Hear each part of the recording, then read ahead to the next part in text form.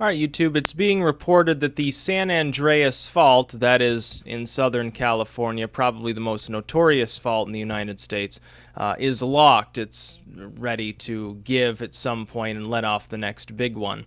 The fact that this is now being reported by the mainstream media should give you pause. Normally, when something like this is reported at all, it's not picked up by national news, at least what we would consider the mainstream media. It's essentially it's RT, maybe Al Jazeera reporting on it.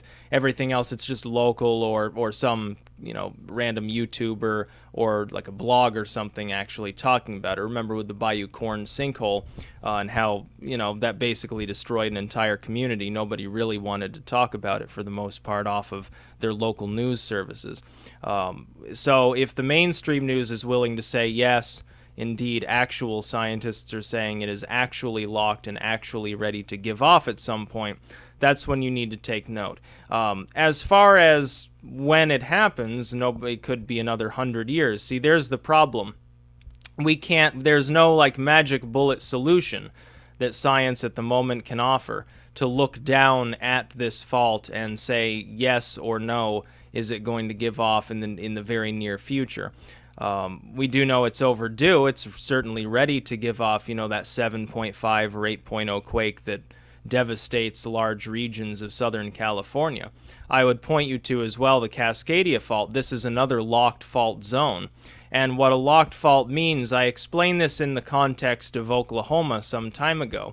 A locked fault means it's not relieving pressure that it would otherwise be relieving. As long as you're having swarms of small, maybe occasionally moderate earthquakes, that's not really the time to worry in an active fault, because that means that the movement is pressure is being continuously relieved along that fault. It's when it suddenly goes quiet at some point that people begin to worry, and the longer it stays quiet, the more pressure potentially is building behind it. This fault has been quiet for a very long time, at least in terms of large earthquake activity. Like the Cascadia Fault. I believe it was the 1700s the last time it gave off a large quake. Since then has done relatively little. It's now recharged. It's ready to go. We also have news, and I'll speak about this later if I have time. Mount St. Helens is now exhibiting small earthquake swarms as well as magma continues to refill the volcano there. Well, this means we could get another big-ass explosion at Mount St. Helens or one of the smaller events. The problem is, people who actually talk about earthquakes appear to be arranged generally in one of two categories. Those that say there'll never be another cataclysmic earthquake at any time in human history because that's all conspiracy theory, tinfoil hat stuff.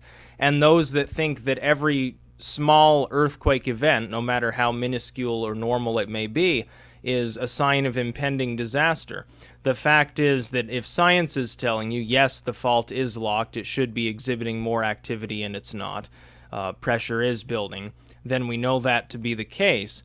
But neither of these groups of people can tell you when it's actually going to give off. Arguably, the quicker it does, the better, because then there's less pressure built up behind it. It waits another century and goes off, you'd expect the magnitude to be far larger.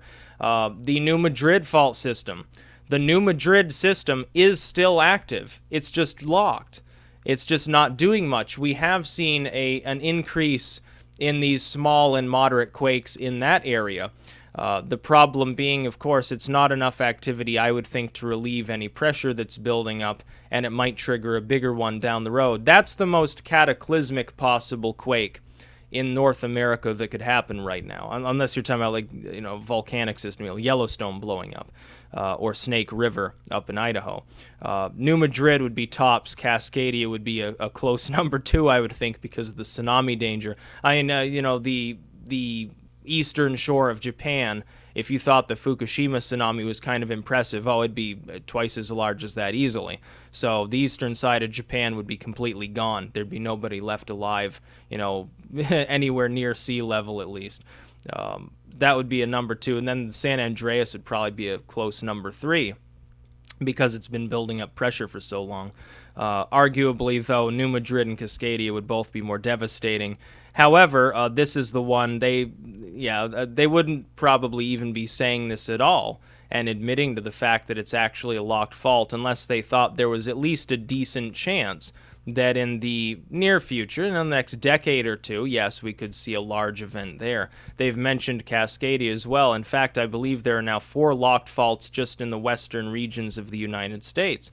Well, at any given time, any of these faults could give off that 7.0, 8.0 quake. And remember, a 7.0 quake in one location is not necessarily the same as a 7.0 in another location. The underlying geology also matters. The population density to a great deal matters as well. How close it is to any shorelines also matters. The reason why the Cascadia fault line is potentially so dangerous is specifically where it's located. The wall of water from an 8.0, that if it struck in California, it would do great damage regionally. It would cause a great deal of havoc. But if it's out at sea, you're then getting that tsunami as well. The tsunami can go literally all the way to Japan. They found evidence that this actually was the case. So New Madrid as well, because of the underlying geology of the region, a much larger area would be fucked. The last time New Madrid went off, back in the 1800s, they were reporting, I mean, this is many, many miles from New England. They were reporting church bells going off in Boston, broken windows in like the D.C. area. That's a large area of effect. So that would really be top. San Andreas would be a third behind these other two systems there. But I mean, if an 8.0 earthquake hits the San Andreas fault, it's going to cause an enormous amount of damage. You're talking probably tens of thousands of lives, especially you get a drought-stricken area and a bunch of fires break out because the gas lines have exploded. That's a recipe for a double disaster. The primary damage of the shaking itself will be minuscule compared to the firestorm that will then subsequently engulf most of Los Angeles. I mean, it's not like they're going to have the capability to fight it.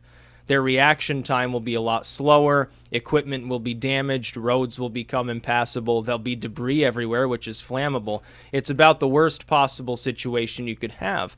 California is in the middle of a historic drought from which they've seen only modest relief recently because of the El Nino that we've been experiencing.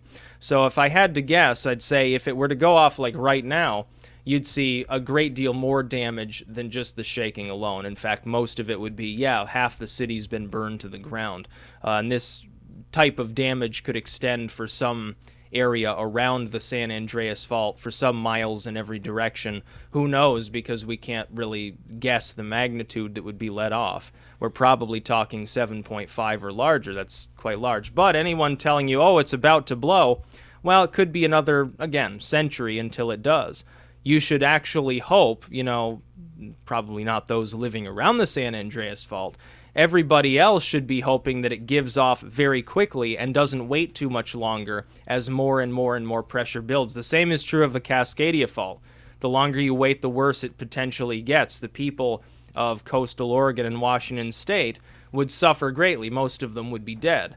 For everybody else, though, in outlying regions, damage potentially would be less if it were to go off, say, this year or next year, as opposed to 50 years down the road. And they're saying there's a fairly decent chance in the next century that's going to go off. New Madrid, same thing, although that will be so catastrophic because of the geology and because the population density of some of the areas around it, that it really doesn't matter how long it builds because it's going to be basically a cataclysm for anyone within a few hundred miles of wherever the epicenter is. It's going to be major damage beyond that for several hundred miles. An enormous amount of agriculture will be disrupted.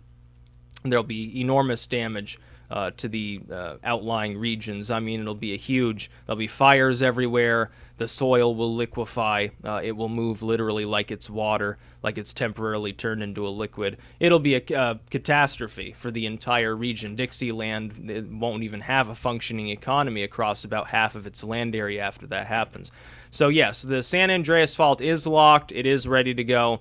But who knows when it will. It's being stubborn, as evidenced by the fact that it's so long overdue for a large quake.